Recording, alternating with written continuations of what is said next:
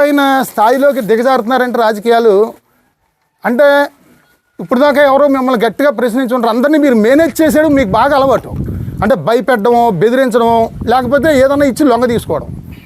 పాటశెట్టి సూర్యచంద్ర ఏంటంటే భయపడ్డం, లొంగడం, దేనికి బెదరడం.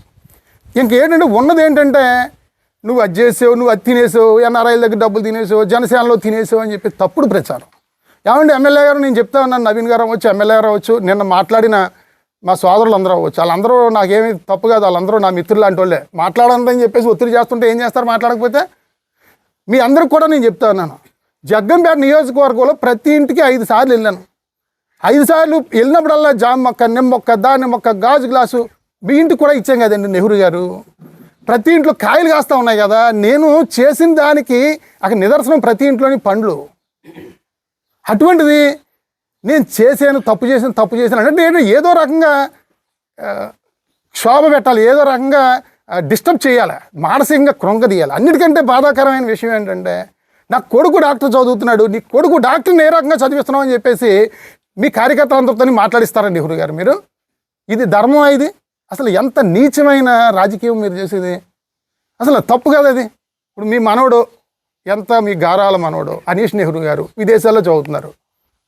మీ తాతయ్య గారు ఈ గుడులు పేరు చెప్పి డబ్బులు దోచేసుకున్నారు, ఈ ట్రస్ట్ పేరు చెప్పి డబ్బులు దోచుకున్నారు, ఈ మట్టి డబ్బులతో చదివిస్తున్నారని చెప్పేసి ఎవడన్నా అంటే ఎంత మహాపాపం అండి అది. ఎంత బాధ అనిపిస్తుంది అక్కడ చదువుకునే పిల్లడికి. ఎవరో వీడియో చూపించి ఇలాగ అంటున్నారు మీ తాతయ్య గారు గుడుల మీద లేకపోతే ఈ నెహ్రూ ఫౌండేషన్ మీద దోచుకు తినేస్తున్నారని చెప్పేసి మీ మనవాళ్ళకి చూపిస్తే ఎంత బాధగా ఉంటుందండి. అలాగే అనొచ్చా? దయచేసి దిగజారుడు రాజకీయాలు చేయొద్దు. దయచేసి నేను మిమ్మల్ని కోరుతా ఉన్నాను నేను. ఎందుకంటే జ్యోతుల నెహ్రూ గారు కానీ నవీన్ గారు కానీ అభివృద్ధి చేస్తే ఫస్ట్ జగ్గంపేట నియోజకవర్గంలో అభినందించేది పాటశెట్టి సూర్యచంద్రే.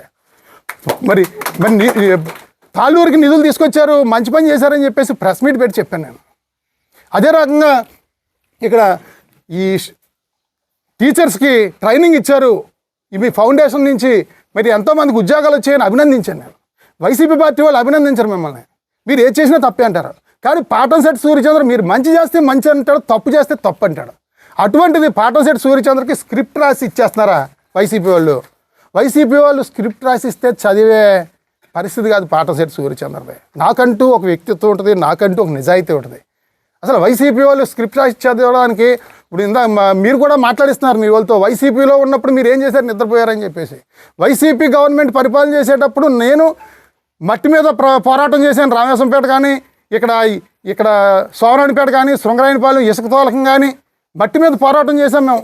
నా మీద పోలీస్ కేసులు పెట్టారు, నా మీద భార్య మీదని 6 పోలీస్ కేసులు ఉన్నాయి వైసీపీ వాళ్ళు పెట్టిన కేసులు. ఉపాధి హామీ గురించి కానీ పోరాటం చేసిన గురించి 6 కేసులు పెట్టారు. అంటే వైసీపీ వాళ్ళు ఏదో చెప్తే నడుచుకునే పరిస్థితి కాదు నాది. దయచేసి ఆ రకమైన మాటలు మీరు మానుకోండి. రాజకీయాలు హుందాతనంగా చేయాలి ఎవరైనా సరే. నియోజకవర్గం అభివృద్ధి చెందాలంటే అన్ని రకాలు అందరూ కలిసిమెలిసి పనిచేయాలి.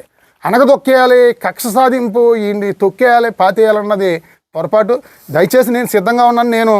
నేను మీరు విసిరిన సవాల్కి, మీరు చెప్పిన మాటలకి నేను సిద్ధంగా ఉన్నాను. 200 కోట్లు కాదు, మీరు నిజాయితీగా కొలతలు కొలిపిస్తే 200 కోట్ల పైన అవినీతి జరిగిందని చెప్పి నిరూపించడానికి నేను సిద్ధంగా ఉన్నానని చెప్పి తెలియజేస్తూ, ఎప్పుడనేది టైము డేటు మీరే ఫిక్స్ చేయండి. మేము అందరం వస్తాం. రెవెన్యూ డిపార్ట్మెంటు, మైనింగ్ డిపార్ట్మెంటు తప్పనిసరిగా ఉండాలి. వాళ్ళకి కొలతలు కొలవాలి. ఎన్ని కోట్ల అవినీతి జరిగిందన్నది ప్రజలు చూస్తారని చెప్పి తెలియజేస్తూ, ముఖ్యంగా నేను ప్రజలందరికీ కూడా నేను విజ్ఞప్తి చేస్తా ఉన్నాను. గౌరవ చంద్రబాబు నాయుడు గారు చెప్పినట్టుగా అవినీతిని ప్రశ్నించాలి. ప్రతి ఒక్కరు కూడా మనం నిలబెట్టాలి. ఎందుకంటే మనం అందరూ ఓట్లేస్తేనే గెలిచారు ఆయనే కాదు, ఏ ఎమ్మెల్యే అయినా సరే. నెలకి 2 లక్షల రూపాయలు జీతం తీసుకుంటున్నారు మీరు. ఇక్కడ ప్రభుత్వ ఆస్తులను కాపాడాల్సిన బాధ్యత మీ మీద ఉంది. ప్రజలకు సమాధానం చెప్పాల్సిన బాధ్యత ఉంది. మళ్ళీ రేపు ప్రెస్ మీట్ పెట్టి మీ అనుచరులతో మాట్లాడించొద్దు. ఎందుకంటే అవినీతి చేసింది జ్యోతుల నెహ్రూ గారు, జ్యోతుల నవీన్ గారు అని నేను చెప్తున్నాను. నేను మీ అనుచరులతో మాట్లాడించడం వల్ల ఉపయోగం ఏంటి? మీరు మాట్లాడండి. మీరు తప్పు చేయలేదు అంటే రండి, నేను వస్తాను నిరూపించడానికి. దయచేసి మీరు మీ నాయకులతో వేసిన సవాల్ నేను స్వీకరిస్తున్నాను. నేను సిద్ధంగా ఉన్నానని చెప్పి తెలియజేస్తూ ఈ కార్యక్రమానికి వచ్చిన మీడియా మిత్రులందరికీ ప్రతి ఒక్కరికి